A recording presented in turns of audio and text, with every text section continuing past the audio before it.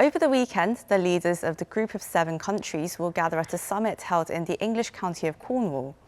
It's the first face-to-face meeting between the G7 leaders since the coronavirus pandemic broke out. And the number one agenda is clear: to build back better from the COVID-19 pandemic and its devastating impact on health, society and economy. This year, the leaders of South Korea, Australia and India were invited to join the 3-day meeting to strengthen the multilateral initiative of building a rules-based order and improving sustainability across the world. For more on what to expect, we speak with His Excellency Mr. Simon Smith, who has been British Ambassador to South Korea since March 2018. Welcome to the programme, Ambassador. How are you doing today? I'm doing fine, thank you very much. Great to see you. Nice to be talking to you. It's great to see you. Thank you so much for making time for our show. And well, over in England, as the host of the G7 summit taking place this year, Britain has pledged to use its G7 presidency to help the whole world fight and build back better from the COVID-19 pandemic. So how does your country really envision this recovery? I think there are 2 really basic starting points for the vision of building back better. The 2 principal pillars of this are: 1, how do we recover quickly from the pandemic, but also how do we find answers to questions on how in future we respond to similar situations more effectively. And that includes things like, how do we crack the problems more quickly? We can look at, for example, the speed at which therapies were developed, the speed at which vaccines were developed, and so on. We can look at the speed of responses this time round, and we can ask ourselves, how can we actually do better in future? But the other aspect of recovery from the pandemic is ensuring that the recovery is an equitable and it's a fair one, and it takes account of the particular difficulties that fragile and more vulnerable countries have experienced. So that's one aspect of building back better, of making sure we are in a better position once the pandemic has receded. But the other aspect of this is looking at the other crisis, the other really severe potential global crisis that's looming up, and that's the global climate crisis. So what we have to ensure, amongst other things, and probably above all, is to ensure that when we rebuild after the effects of the pandemic, we're doing so in a way that is sustainable for our planet, in a way that has accelerated the trends that help us to get to grips with the phenomenon of global warming. And so, in a sense, building back better does not mean going back to what we used to do. It means ensuring that we go forward, doing things that are better for our livelihoods, that are better for the planet, and that are better for our economies wherever we are. Right, so building back better doesn't necessarily, well, it doesn't only mean a quick recovery, but also a sustainable and resilient one. And well, what kind of role do you think the UK is hoping to see from these +3 countries, particularly South Korea? What do you think South Korea can really contribute at this meeting? Well, I think South Korea shares 2 things with the other G7 participants. 1, I think it shares the vision that we have to be better in future. It shares the vision that we need to be working and living on a planet which is looking after itself better, and that means setting ourselves some really ambitious targets for how we do things differently, for how we use energy in the future. But I think also South Korea shares a very large degree of economic impact, of economic weight in the world. The G7 plus the invited countries, between them occupy a significant proportion of the world's financial power. And I think for Korea, joining this group of countries, looking ahead at how they can best use their economic and financial capacity to impact positively on trends for the world's future. I think for us in the UK, for all those reasons, South Korea looks like a really suitable and a really fit participant for participation in the G7 process and in the G7 activities and initiatives this year. And of course, Britain has said it's going to champion shared values through the summit. And this, of course, comes amid these geopolitical tensions that we've been seeing and concerns over cybersecurity, high-tech supply chains and human rights as well. So what are the core values that need to be protected, and what kind of outcomes do you think Britain is hoping to see? Well, there will be a special session at the G7 Plus summit when the G7 leaders and the leaders of invited countries are all together.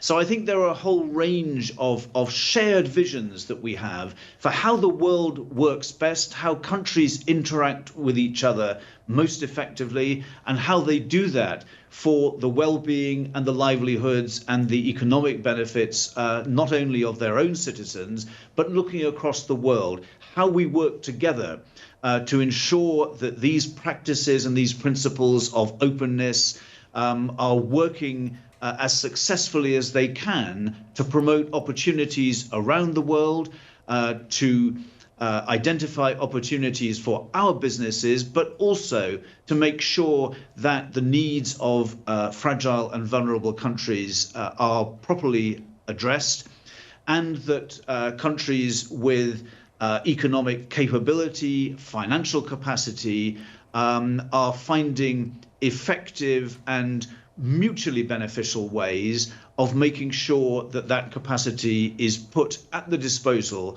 of creating and sustaining and promoting this freer and fairer world that we are very strongly convinced is the way that the world works best.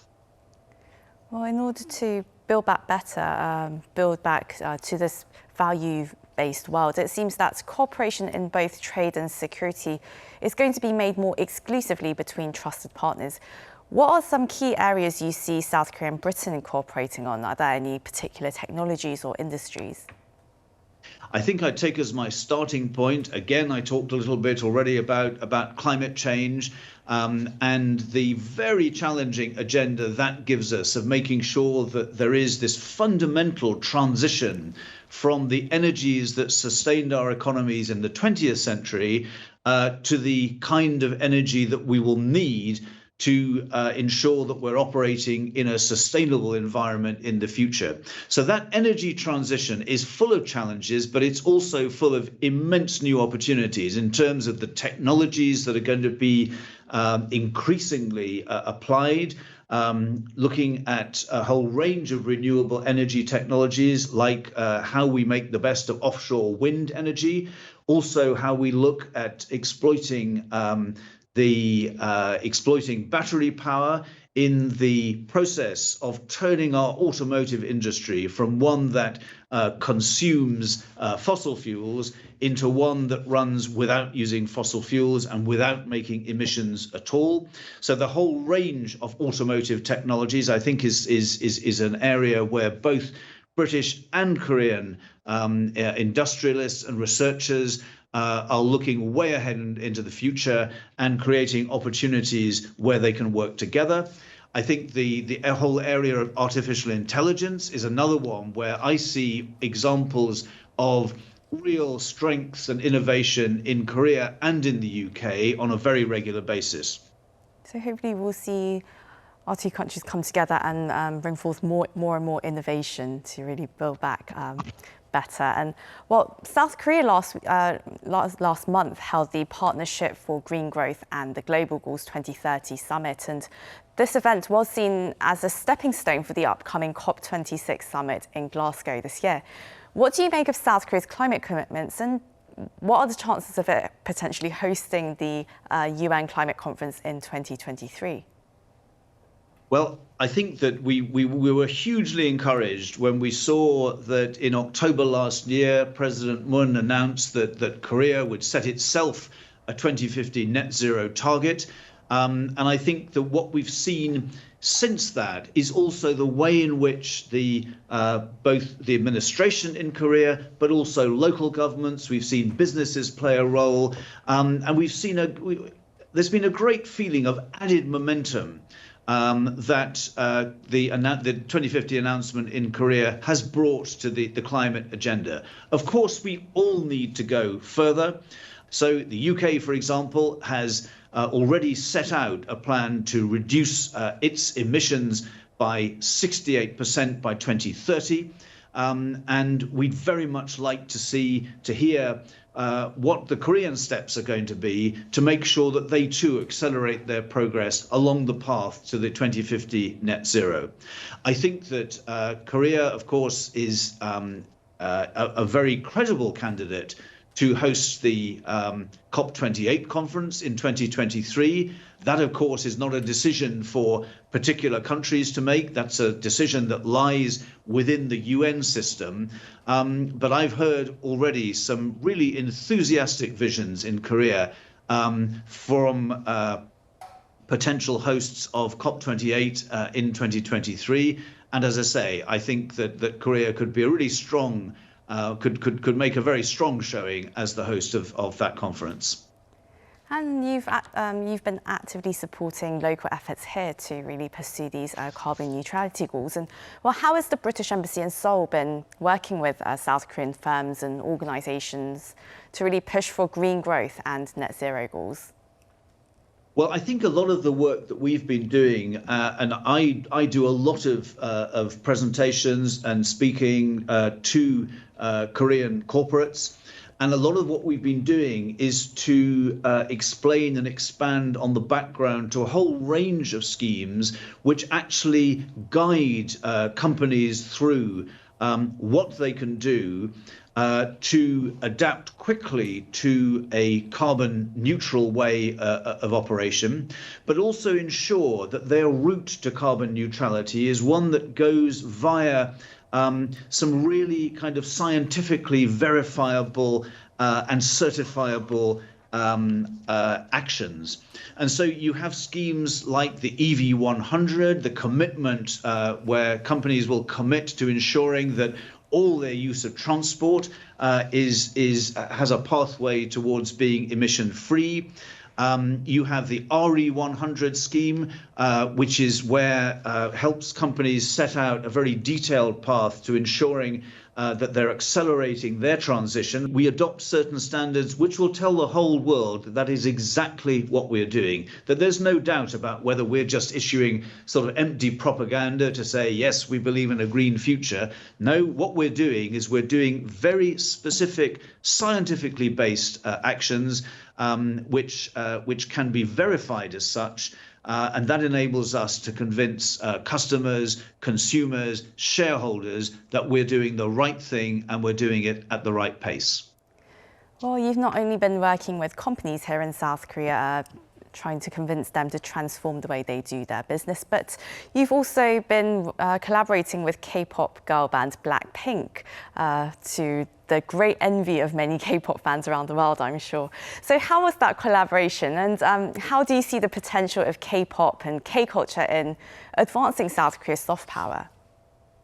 We were absolutely thrilled when Blackpink agreed that they would like to join us in communicating some of the messages, particularly in advance of our Climate Leaders Summit in December last year, but also more generally in the lead up to COP26. I had the great pleasure of meeting the band when they came to our embassy, and I handed over a letter of appreciation for their efforts from our Prime Minister.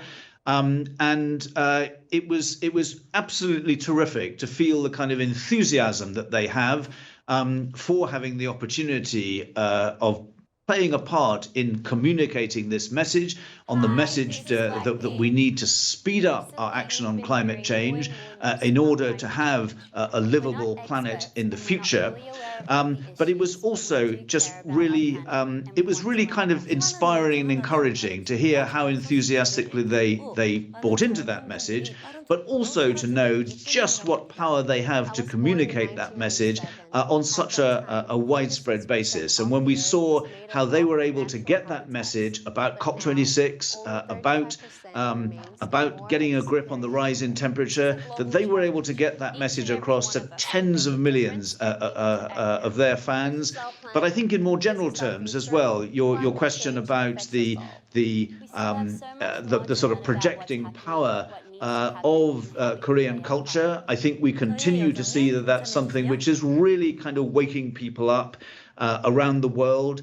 It's with many manifestations that are creating a very kind of positive image, one that is in many respects, it's fun, it's eye-catching, but also an image which is saying that Korean culture is also asking some searching questions.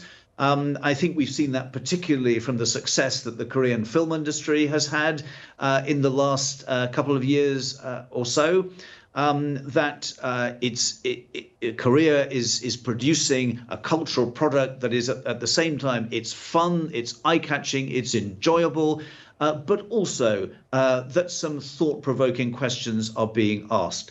And I think that's a trend that I can very much see continuing as the years go on. We'll have to wrap up the interview here, I'm afraid, but that was Simon Smith, British Ambassador to South Korea. It was an honour to have you on our programme. Thank you so much for your time. Great to be here. Thanks very much. Love talking to you. And to our viewers, as always, thank you very much for watching, and we hope you have a lovely weekend wherever you are. Goodbye.